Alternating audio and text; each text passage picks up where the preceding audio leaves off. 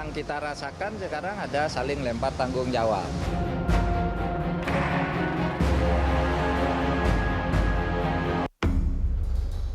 Menko Polhukam sekaligus Ketua TGIPF Mahfud MD menyebut seluruh pihak yang terkait dalam tragedi Kanjuruhan saling lempar tanggung jawab.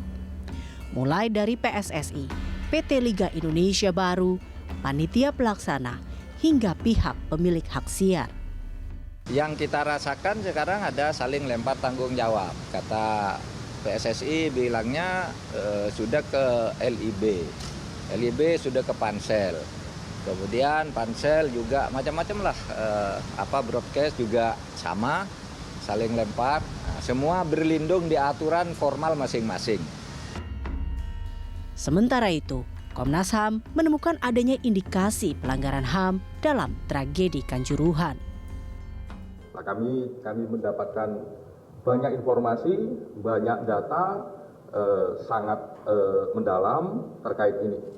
Jadi dokumen-dokumen juga kami dapatkan semuanya terkait rencana pengamanan dan prakondisi. Kami mendalami ini video dan keterangan berbagai pihak, termasuk juga pihak-pihak yang terekam ada di dalam stadion, ya, baik supporter, pemain, steward itu kami uji dengan video yang kami dapatkan, yang itu masih ada metadatanya, jadi bukan video yang tersebar di sosial media. Bila semua berlindung di bawah pasalnya masing-masing, lantas siapa yang harus bertanggung jawab dengan tragedi Kanjuruhan ini yang telah merenggut nyawa 132 orang? Saling klaim tidak bersalah, lalu kemudian serta saling lempar, siapa yang harus bertanggung jawab?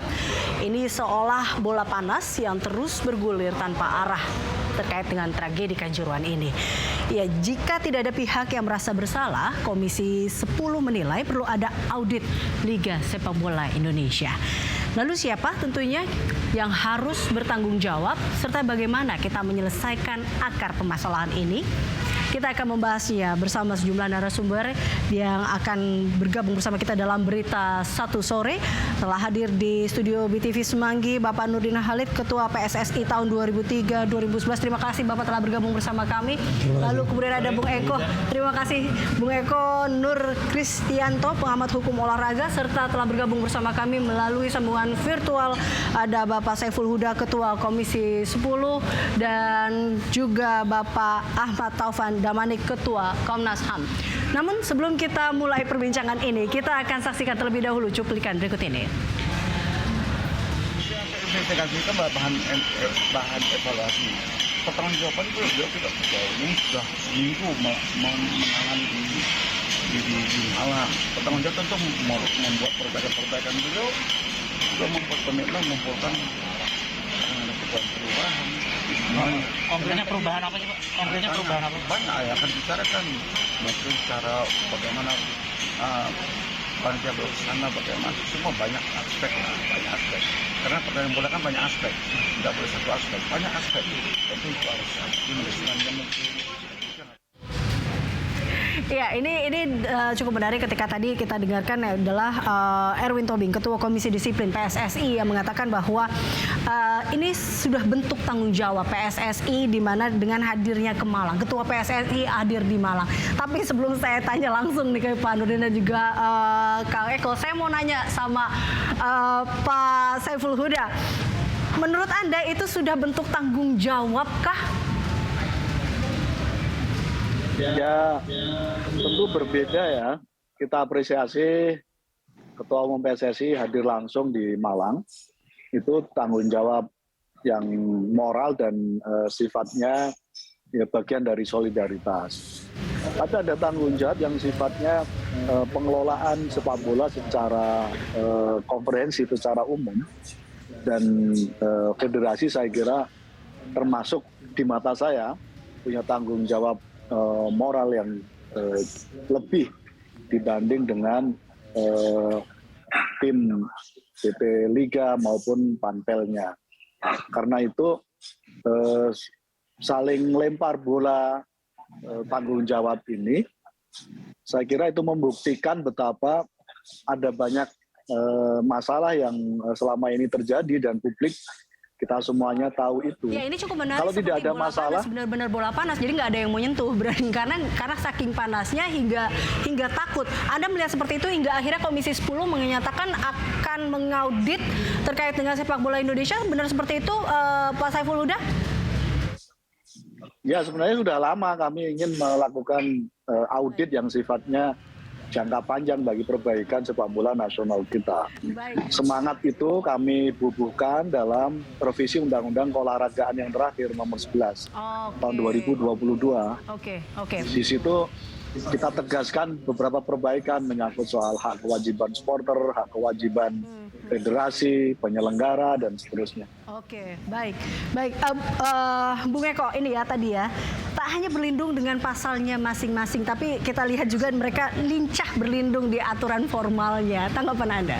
Iya, jadi ini perlu dipahami juga ya. Sebetulnya ini kan banyak yang menginginkan ini itu, ingin itu ya, tuntutan mundur segala macam. Kita harus membedakan ranah yuridis, hukuman sanksi gitu ya, sama ranah moral dan etika. Mundur itu bukan sanksi, tapi dia itu berkaitan dengan moral ya, moral, etika, rasa malu dan lain sebagainya. Nah, kita fokusnya di proses hukumnya saja ya. Ini sudah berjalan nih dua sistem hukum.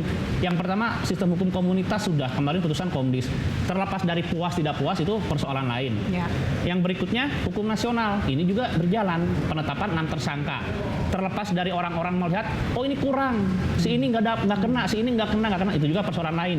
Apalagi Pak Kapolri kan mengatakan bahwa ini akan terus dikembangkan dan bukan tidak mungkin tersangka akan bertambah ya. Tapi dari sisi apa? Dari sisi logika nih, orang-orang yang terlibat ya, yang terlibat di lapangan, pihak keamanan, pihak panpel itu yang bertanggung jawab langsung, itu kan sudah jadi tersangka.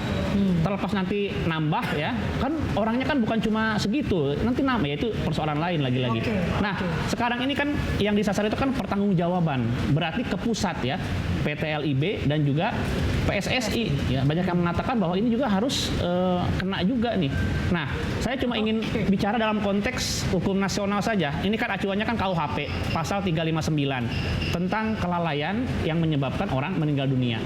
Nah, ini berkaitan dengan hak dan kewajiban tusi pekerjaan. Nanti gampang kok, tinggal dilihat nih orang-orang PT LIB dan PSSI ya, pekerjaan dia yang seharusnya terkait dengan apa? Dengan pertandingan kemarin itu dilakukan atau tidak? Oke, nanti kita akan tanya soal hak ke Pak Ahmad Taufan, tapi saya mau ke Pak Nurdin Halid dulu nih tadi ya.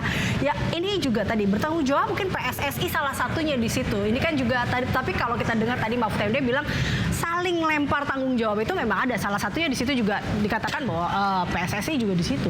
Sebetulnya ya, kalau orang yang memahami dan mengerti sepak bola, sedikit ada pengetahuan tentang hukum, tidak perlu kita menyatakan bahwa ini saling melempar. So, persoalannya terang benderang, ya. Letakkan aturan, lihat peristiwanya.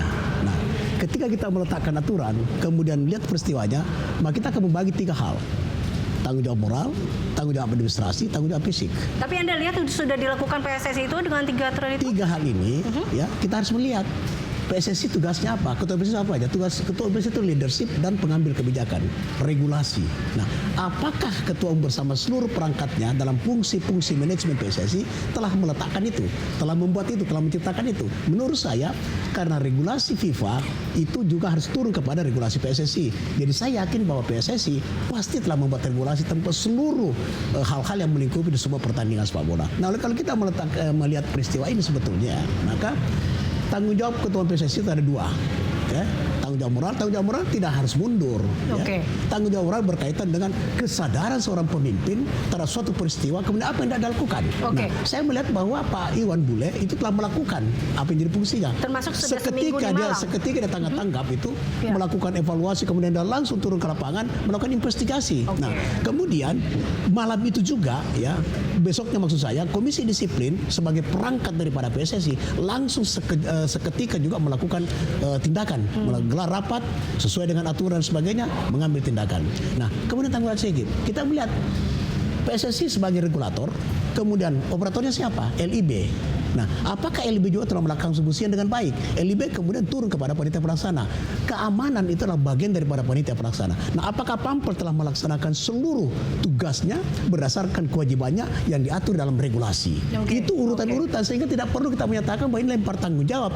Letakkan aturan, lihat regulasinya, apa yang terjadi. Oke, dan yang terjadi adalah tadi kemarin kita lihat ya 132 orang akhirnya meninggal dunia dan kehilangan nyawa di sana. Mungkin saya ke Pak Ahmad Taufan. Pak Ahmad Taufan, tadi ada hak-hak yang memang di sini bahkan juga Komnas HAM mengatakan adanya indikasi di sini kita lihat pelanggaran HAM. Nah, ini yang juga dilihatkan dengan tadi dikatakan kalau kita lihat ya, kita mengutip apa yang dikatakan oleh Mahfud MD kemarin atau TGIPF, ada saling lempar di sana, mereka tidak mau atau lempar tanggung jawab di sini, tidak ada yang mau mengaku salah. Inikah juga yang dicatat oleh Komnas HAM?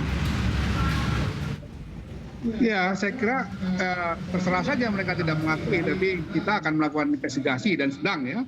Dari investigasi itu kita akan menemukan faktanya kan ada 132 orang meninggal dunia, ada ratusan orang yang cedera, ada banyak sekali properti yang terbakar. Jadi fakta hilangnya hak asasi itu sudah jelas sangat nyata. Sekarang masalahnya siapa yang bertanggung jawab terhadap hilangnya hak asasi itu dalam hal ini yang paling pokok adalah soal hilangnya nyawa kan itu. 132 orang itu luar biasa itu sebetulnya, jumlah yang sangat menyakitkan buat kita seluruh dunia, bahkan seluruh dunia akan berduka untuk itu. Nah, paling fokus ada dua. Pertama adalah institusi negara yang terlibat. Karena itu memang yang paling kami soroti sebagai Komnas HAM adalah peran dari dalam hal ini pihak keamanan yang sesungguhnya dalam tugas-tugas kenegaranya bertanggung jawab untuk menjaga keamanan setiap orang. Tanpa perlu mencari-cari bahwa orang ini misalnya bikin kerusuhan dan macam-macam, itu soal lain. Tapi tugas tanggung jawab dari aparat keamanan adalah menjaga keselamatan dan kenyamanan setiap orang, siapapun dia. Bahwa dia mungkin melakukan satu kesalahan, itu proses hukum yang berbeda lagi gitu. Yang kedua, di dalam konsep hak asasi itu, memang pelanggaran hak asasi manusia juga dimungkinkan dilakukan oleh korporasi. Maka PT LIB atau yang lain-lainnya kita sebut sebagai korporasi itu juga kita akan sedang selidiki untuk apakah mereka memberikan kontribusi terhadap pelanggaran hak asasi manusia itu. Tapi sekarang yang paling fokus memang pada aparat keamanan yang sedang kami dalami. Kebetulan yang mimpin ini orang Malang ya. Saya memang tugaskan beliau karena dia orang Malang dan dia memang bidang itu, Pak Anam. Dan alhamdulillah mendapatkan begitu banyak informasi-informasi, data-data, bahkan video-video rekaman yang orang lain tidak punya. Karena itu dilakukan oleh bagian dari korban itu. Jadi korban-korban ini ternyata juga memvideokan apa yang terjadi. Dan itu kita kumpulkan dari teman-teman Aremania dan teman-teman lain ya. Mudah-mudahan nanti dalam waktu yang dekat bisa disandingkan juga dengan temuan TGIPF. Ya. Kemarin kita sudah bertemu dengan Pak Mahfud dan jajaran TGIPF. Nanti ada ranah-ranah yang sama kita akan sharing, tapi ada ranah yang berbeda. Tentu kita akan jalan dengan rekomendasi masing-masing. Tugas kami nanti akan berikan rekomendasi kepada Presiden seperti bagaimana Undang-Undang 39 1999 dan juga tentu kepada DPR sebagai pertanggungjawaban dari investigasi ini. Ya proses hukum tentu polisi lah yang akan bertanggung jawab. Sekarang sudah ada 6 tersangka, tapi kita akan membandingkan temuan yang kita dapatkan nanti dengan proses hukum yang berlangsung di kepolisian itu. Ini nanti akan ada kolaborasi di sana hasil dari Komnas HAM dan juga TGIPF. Saya kembali ke Pak Saiful Huda. Tadi kalau kita berbicara siapa sebenarnya yang harus bertanggung jawab di sini dengan meregutnya atau tragedi kemarin yang merenggut nyawa 132 orang dari Komisi 10 sendiri, menurut Anda siapa, Pak? Ini kan terus berulang peristiwa ini. Dan saling lempar tanggung jawab itu kan menandakan ada sesuatu yang bermasalah. Bagaimana tidak Pampel menyalahkan PT LIB. PT LIB merasa tidak bisa bertanggung jawab sepenuhnya sendiri. Dan artinya itu ada sesuatu itu. Oke, proses pro yudisial sudah jalan, polisi sudah jalan. Biar saja proses itu. Tapi ada kebenaran substantif yang harus dibongkar, harus dibuka. Dan itulah pentingnya gitu. Kalau tidak akan berulang kembali, Mbak. Artinya 15 tahun yang lalu dikatakan bahwa saling lempar tanggung jawab ini sebenarnya sudah terjadi sejak lama kah? Sudah lama. Walaupun selama ini ditutup-tutupi karena peristiwanya kecil. Saya mencontohkan peristiwa 3 bulan yang lalu bobotoh 2 orang meninggal di Persib. Nggak ada pertanggungjawabannya sampai hari ini gitu. Jadi menurut Anda Dan siapa yang harus 15 tahun terakhir Kalau kita ingin melakukan perubahan maksimal supaya tidak terulang kembali, saya kira kita perlu melakukan perbaikan di tubuh federasi, dalam ini PSSI. Oke, harus ada perbaikan di tubuh PSSI, Pak Nurdin. Iya, jadi memang PSSI harus melakukan evaluasi menyeluruh dengan peristiwa ini. Karena peristiwa ini menggemparkan dunia, menggetarkan dunia, kemudian membuat sepak bola dunia shock. Ya, sampai-sampai Presiden FIFA menyatakan ini luar biasa, dan kalau pelatih daripada Manchester City, Guardiola itu menyatakan ini sudah gila. Nah, oleh karena itu harus ada kesadaran yang tinggi dari PSSI untuk melakukan evaluasi secara menyeluruh, mulai daripada fungsi-fungsi manajemen di PSSI, konsolidasi organisasi, kemudian infrastruktur stadion, kemudian hubungan antara klub dengan supporternya, antara PSSI dengan klub. Harus ada pencerahan dari tiga pihak ini, supporter, klub, dengan PSSI. Kenapa? Karena kalau tidak ada komunikasi yang aktif, komunikasi yang bagus, ya, hubungan yang serasi, maka itu masing-masing akan berjalan dengan sendirinya. Oleh karena itu, maka evaluasi mutlak. Nah, kita bergembira karena Bapak Presiden telah melakukan lobby yang sangat kuat dengan Presiden FIFA. Sebab kalau ini mengacu kepada pengalaman yang lalu, sebetulnya PSSI tidak lepas dari hukuman. Tapi berkat lobby Bapak Presiden, alhamdulillah kita tidak akan disanksi. Apalagi kita menjalankan. Tapi oleh karena itu, maka 5 terapi yang merupakan solusi atau salah satu solusi daripada transformasi yang dicanangkan oleh FIFA itu harus melibatkan PSSI, tidak boleh meninggalkan PSSI. Oke, baik. Anggaplah kita beruntung kali ini, Bung Eko, seperti itu, karena kita selamat kali ini masih di FIFA atau Pak Jokowi tadi menyelamatkan kita dari sanksi FIFA. Tapi kemudian dampaknya yang akan terjadi apa ke depannya? Karena kita lihat perhentian juga di liga ini, kemudian bagaimana nasib pemain ini kan juga turut perputaran ekonomi di sini. Ya, jadi jawaban normatif harus evaluasi itu kan standar ya. Kita udah nggak usah bahas. Tapi yang jelas tim yang bekerja nih, timnya Prof Mahfud ya, ke pihak kepolisian, ini harus terang benderang menjelaskan apa yang terjadi kepada masyarakat dan dunia. Kenapa? Ini karena ini berkaitan juga dengan masa depan sepak bola kita ke depannya ya. Salah satu fungsi dari hukum itu kan menciptakan stabilitas dan kepastian. Nah, kalau kondisi kayak gini, jangankan kita ngomong ke depannya. Ini aja kan banyak yang ke-pending nih, sponsor-sponsor, perjanjian-perjanjian ya. Hal-hal komersial ke-pending, nggak ada kepastian untuk musim ini saja. Jadi kalau misalkan nggak transparan, lalu juga nggak terbuka, nggak jelas, lalu keadilan substantif tadi ya, kata Pak Saiful Huda nggak terbuka, ini nanti kacau.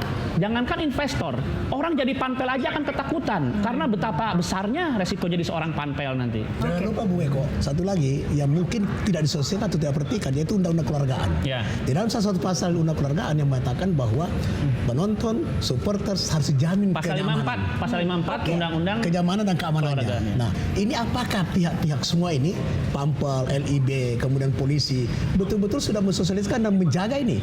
Karena tegas dalam Undang Keluarga Nasional bahwa kenyamanan penonton itu harus dijamin oleh semua pihak yang berkepentingan dengan sebuah pertandingan.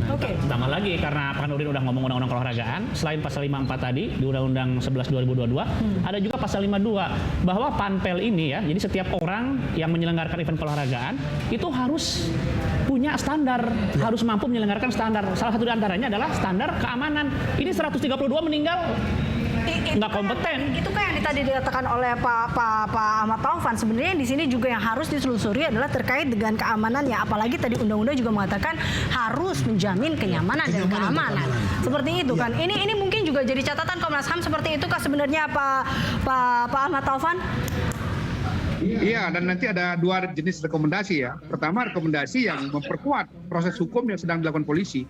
Jadi seakan mungkin kita akan merekomendasikan misalnya pihak-pihak tambahan yang sekarang ini belum menjadi tersangka. Itu dimungkinkan dalam proses kerja kami. Yang kedua tentu saja yang terkait dengan pembenahan ya. Tentu tidak tentang persepak bolaannya. Kalau itu saya kira bukan ranah Komnas HAM. Itu nanti biar TGIPF, karena TGIPF kan melibatkan ahli-ahli sepak bola. Sementara kami lebih ke fokus pada soal bagaimana melindungi kenyamanan dan keamanan orang yang datang ke pertandingan sepak bola. Karena itu menyangkut hak asasi mereka. Mereka bukan saja karena bayar, tapi karena mereka adalah warga negara kita. Yang kalau dia menikmati satu hiburan sepak bola, memang kita ini wajib memberikan perlindungan pada mereka. Sama kayak orang demonstrasi, kan nggak boleh dia tiba-tiba kemudian mengalami kekerasan, mengalami pemukulan, atau mengalami kematian karena misalnya salah dalam penanganan keamanannya. Oke. Sebab berdemonstrasi, menyampaikan hak asasi, menyampaikan pendapat itu bagian dari hak asasi dia. Penonton sepak bola itu bagian dari kenikmatan setiap warga negara di seluruh dunia, terutama juga di Indonesia. Oke, saya sepakat dengan itu. Tapi kita sambil menunggu rekomendasi besok yang akan diserahkan rencananya TGIPF kepada Pak Presiden. Namun sebelum kita mendengar rekomendasi itu, saya meminta rekomendasi dari bapak-bapak yang ada di sini. Saya minta dari Pak Huda, apa rekomendasi Anda tentunya untuk sepak bola Indonesia lebih baik lagi dengan menjadi ini bahan evaluasi kita? Kita tunggu rekomendasi jangka panjang dari TGIPF dan Komnas HAM, dan teman-teman masyarakat sipil juga sedang melakukan tim investigasi. Kita tunggu, kalau nanti masih ada tuntutan publik yang masih belum terwadahi, Komisi 10 akan mengambil ruang politik keolahragaan dalam rangka untuk menggabungkan dari berbagai rekomendasi yang sedang kita tunggu ini. Oke, baik. Pak Nurdin, Kang Eko, Pak Saiful Huda, dan juga Pak Matavan, Bapak-Bapak, tentunya kita masih menunggu kira-kira apa rekomendasi dari TGIPF. Kita akan lihat hasilnya seperti apa, tapi tentunya kita berharap ini demi kebaikan sepak bola. Dan jangan terulang lagi. Dan jangan terulang lagi. Terima kasih sekali lagi Bapak-Bapak telah bergabung.